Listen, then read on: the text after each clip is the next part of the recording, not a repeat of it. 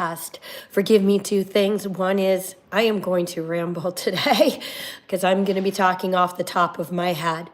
Two, I lost my voice, and yet I will never lose my voice, and I need to speak up, and so I am. I know that speaking up like this on a political subject can literally be, has been, literally, the nail in my professional coffin.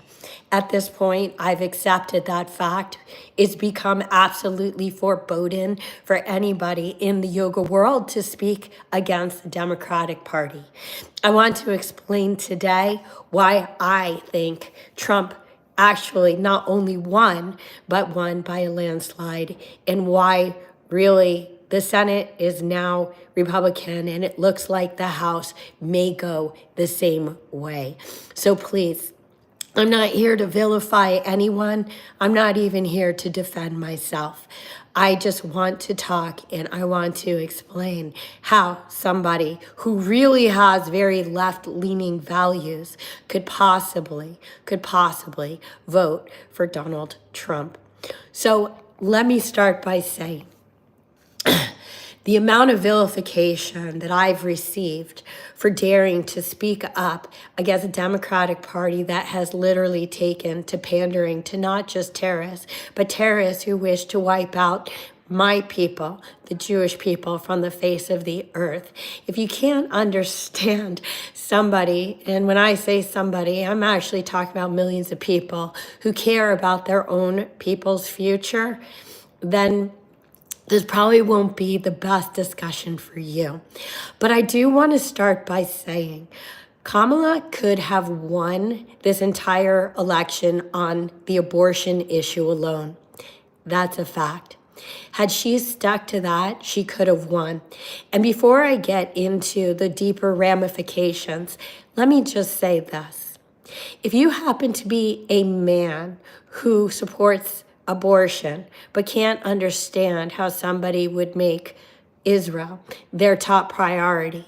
If you, who are somebody who will never have or need an abortion, can't understand somebody whose very own people are our genocide is being called for across the country. If you can't understand that people have different priorities, and that's okay, then there really is no place for discussion. That being said, Kamala, sorry, I don't even know how to pronounce her name after all this time. Again, she could have won on the abortion issue, but instead she decided that it would be a viable political strategy to pander to the terrorist sympathizers that have been calling not only for the destruction of Israel. Now, I don't even care if you're a Zionist or not a Zionist. It's actually never okay to call for the destruction of any state. Let me just go on record as saying that if you believe that there is a state on earth that needs to be destroyed, then that hate that has consumed you, that's a problem. And if you believe the Jewish state specifically is the only state that deserves to be wiped off the face of the planet, I'm sorry, folks. You can make all the excuses you want. That is called anti-Semitism. Double standards are anti-Semitic. Hard stop. Now, had in her, excuse me, I'm sorry, I lost my voice. Had in her campaign, she focused on issues like the economy, like abortion, that her base 100% cares about, I really believe she would have won. And I might have even voted for her. But to choose a strategy that panders to the terrorists that, as I mentioned, not only want the destruction of Israel, but openly call in our streets of America for the death of all Jews. Hey, by the way, I'm a Jew. If you unsubscribe because I'm a Jew, I'm okay with that. because I'm never going to back down. And these people, by the way, who have been calling for death to Israel and death to the Jews, pay attention. They're also calling for death to America. Watch the videos. They're also burning the American flag. So when it comes to the American flag, it makes me very sad that people think that it has become a symbol of the Republican Party. Both sides, Democrats and Republicans, should be proud Americans who fly our flag as loving patriots. We don't burn flags. And by the way, I'm not a Republican. I'm an independent. I'll explain why later. But Republicans don't burn flags. When a party is burning the flag of their own nation, that's something to be concerned about. And when these people, these jihadis, are screaming in our streets, and they fall squarely in the Democratic Party, you need to pay attention to that. This is a serious problem. Let me be clear. People calling for jihad don't have a point. I'm sorry, Kamala. They do not have a point, and it does not depend on context. I know it's easy, if you don't happen to be Jewish, to discount the rampaging anti-Semitic masses that have filled our campuses and our streets. History has proven how easy that is to ignore. And it's also proven what happens when society ignores it. I have to invoke the statement that all Jews all over the world are saying over and over again, because open your history book.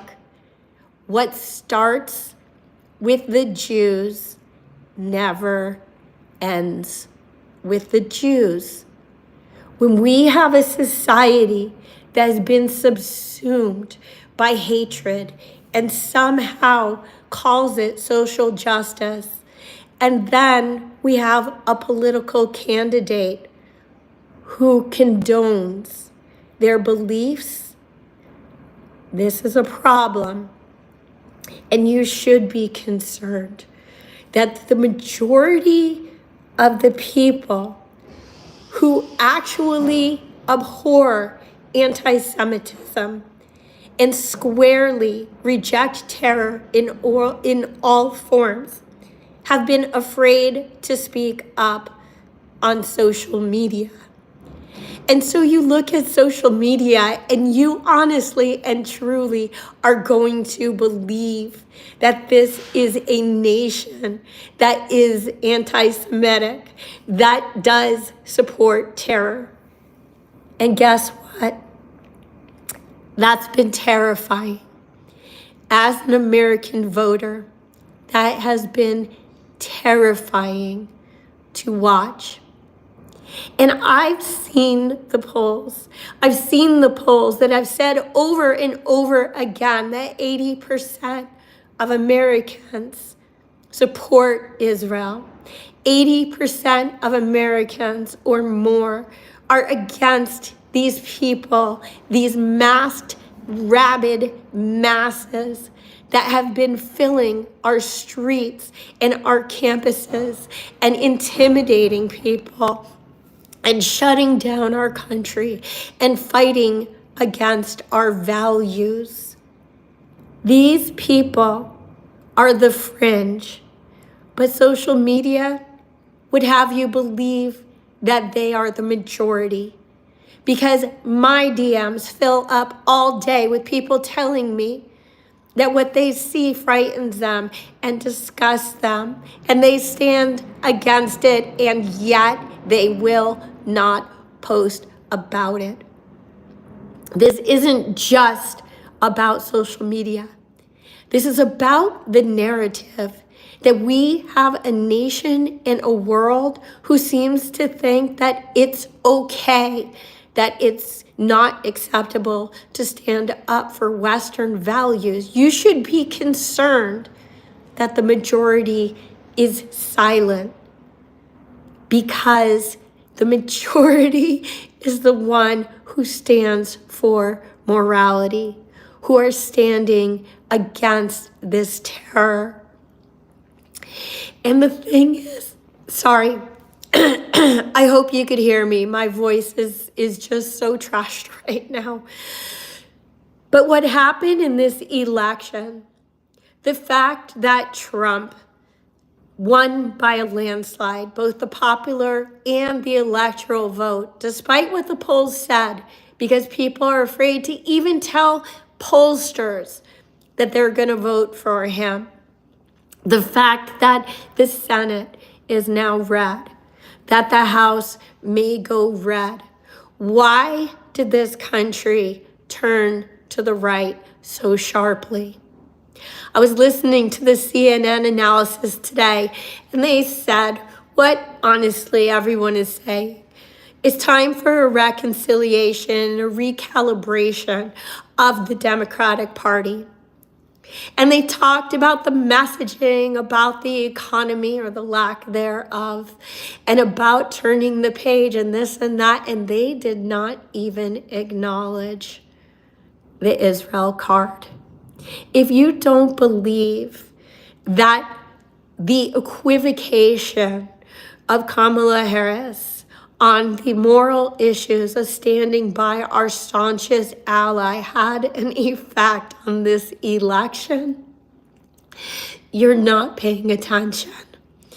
There are many, many people who voted against Kamala simply because she was being vocally against Israel, which is standing, by the way, against Western values. I have to say, that the reason why I'm speaking today, probably more than anything, even though I really have tried not to get political, is that on my Facebook page, on my personal Facebook page, a good friend who I actually also consider to be a really good person told me publicly on my Facebook page that I need to leave America because Israel is my priority. Not because, by the way, I don't stand for American values. I am patriotic to the core.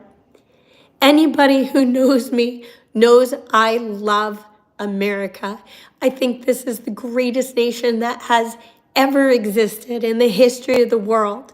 And I'm not saying this because I have to defend myself to her or to anyone. But the implications of telling anybody, but particularly a good friend, to leave America because I care about Israel, right now,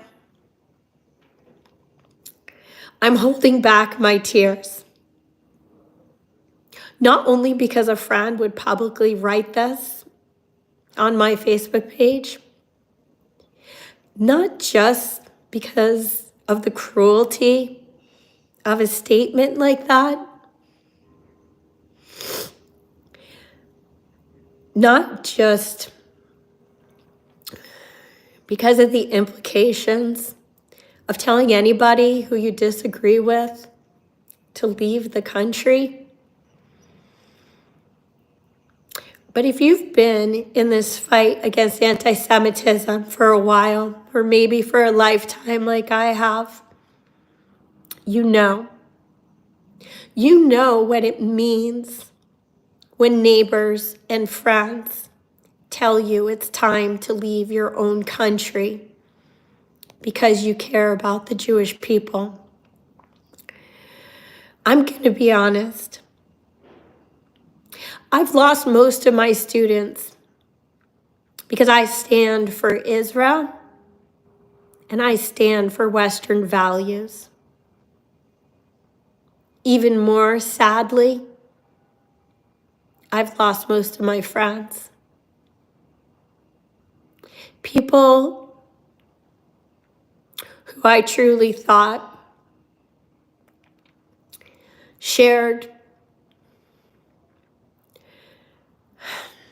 not just, again, Western values, but sympathy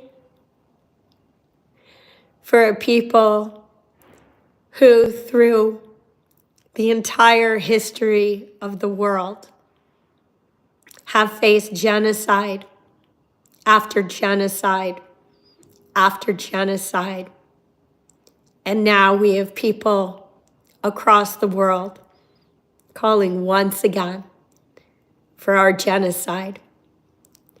And when your best friends can't sympathize with the feeling of terror that fills you, not even for myself, but for literally the future of my people. If you can't understand that, and that my people are not just the Jewish people, my people are not just the Israeli people. My people are the American people. And my fear right now is for this country. It's not just for me. It's not just for Israel. Because the day that America abandons our closest and most strategic ally, we're in trouble. We are in trouble. The world is in trouble because in so doing, we are abandoning our shared values. Now, I know if you've never been to Israel, you don't understand this, but anyone who's been to Israel does. Just ask Iran. Israel is the little Satan, and America is the big Satan.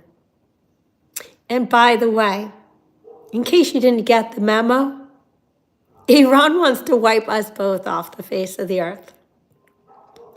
As I said before, what starts with the Jews never ends with the Jews. Now, here's the thing.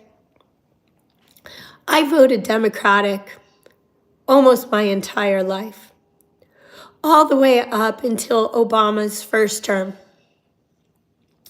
But after a very short period of time, when it became very obvious that he was the first honestly and truly anti-Israel president in America, I left the party and became an independent.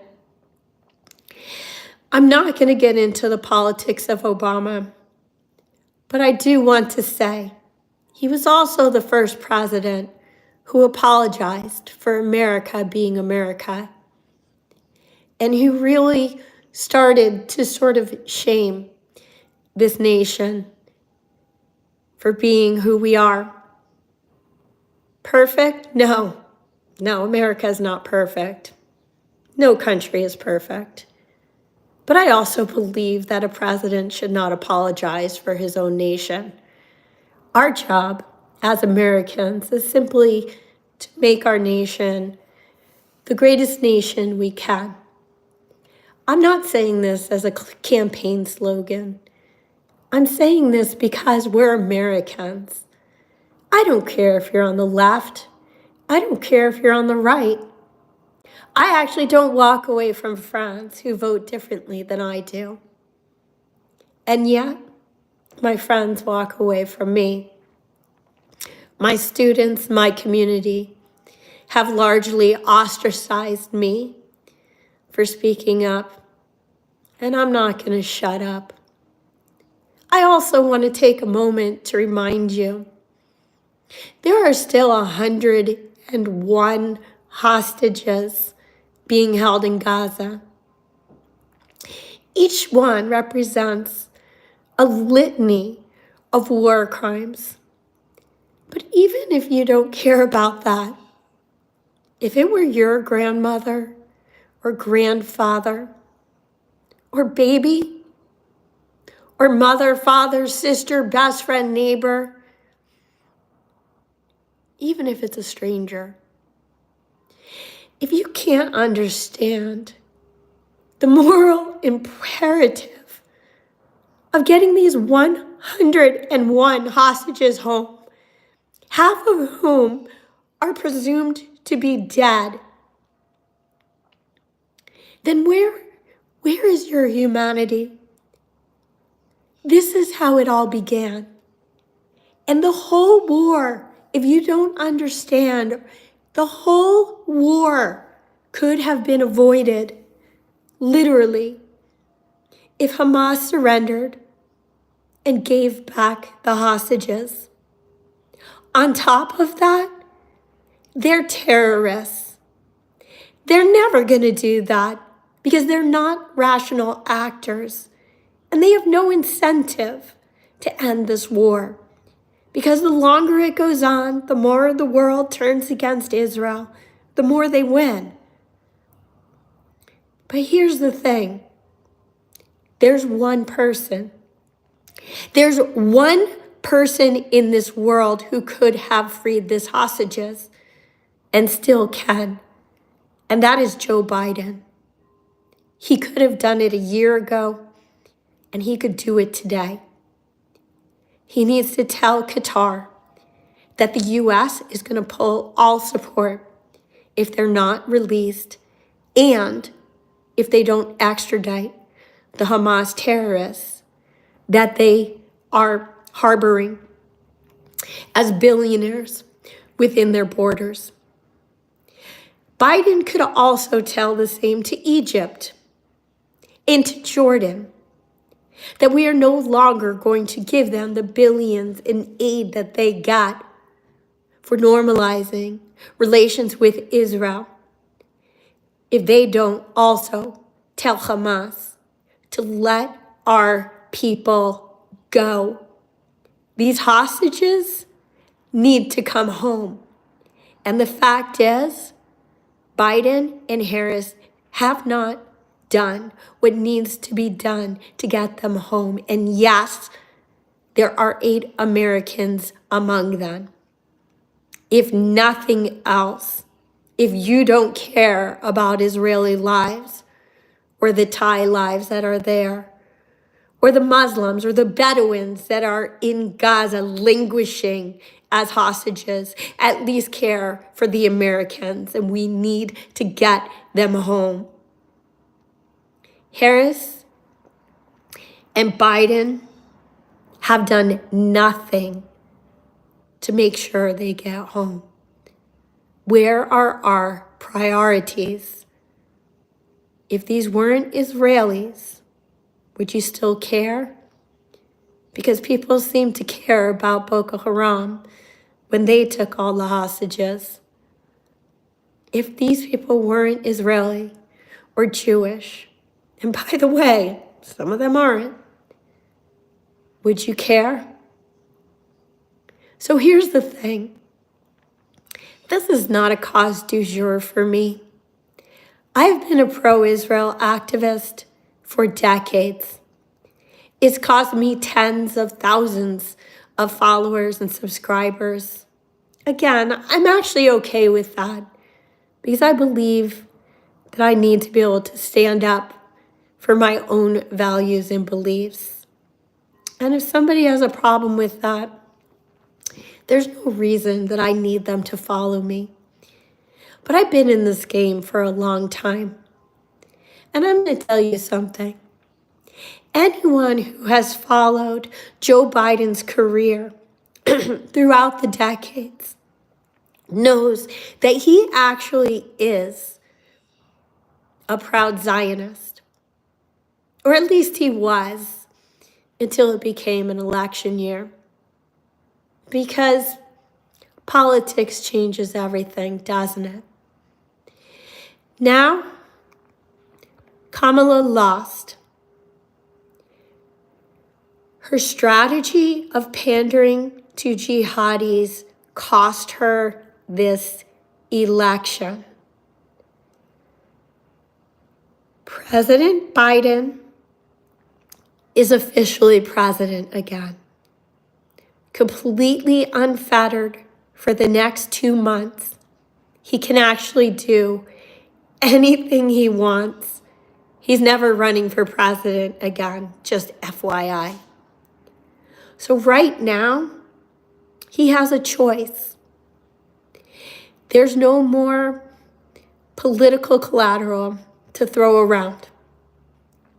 Is he going to do what he needs to do to defeat the terror that threatens not just Israel, but the entire West?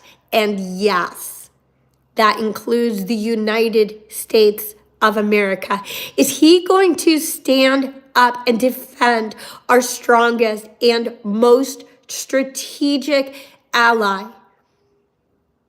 Or is he going to waste these next 2 months to give even more billions of dollars to Iran so they can continue to fund the terror that seeks to destroy all of us? I really hope he's going to make the right decision. The Iranian regime knows full well that Trump is not going to allow them to get nukes. The Trump regime, the Iranian regime knows that Trump is not going to allow them to destroy Israel on his watch. This presents a very dangerous window. Iran is about 1 to 2 weeks from nuclear breakout. They have 2 choices. Either they run to get the bomb now, or they will never have it, at least not for the next 4 years, and most likely ever, because Trump will do what needs to be done to destroy their nuclear infrastructure.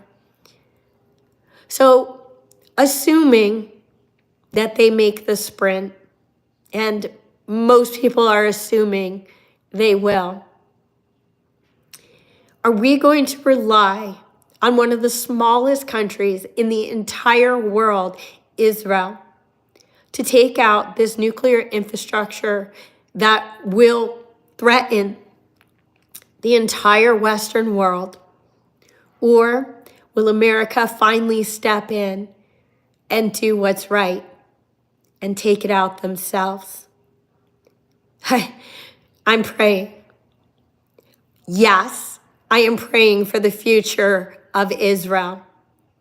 But because I am a patriot, no matter what anybody says, no matter any friend who tells me to leave this country because I love Israel, I am a patriot, and I want to see the great American nation be the light that we have been unto the world forever and for all eternity. I don't want to continue to see our country going down a dark hole, is consumed by hatred. And yes, anti-Semitism, Jew hatred.